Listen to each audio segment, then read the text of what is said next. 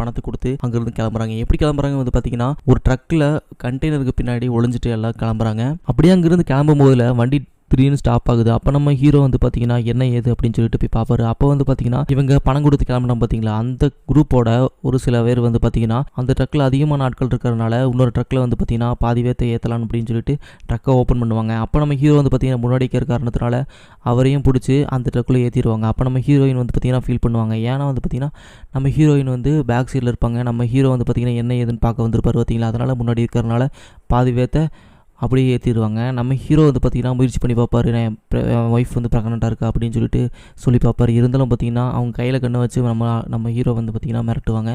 அந்த ஒரு காரணத்தினால வந்து பார்த்திங்கன்னா நம்ம ஹீரோ வந்து இன்னொரு ட்ரக்லேயும் ஏறி போயிடுறாரு.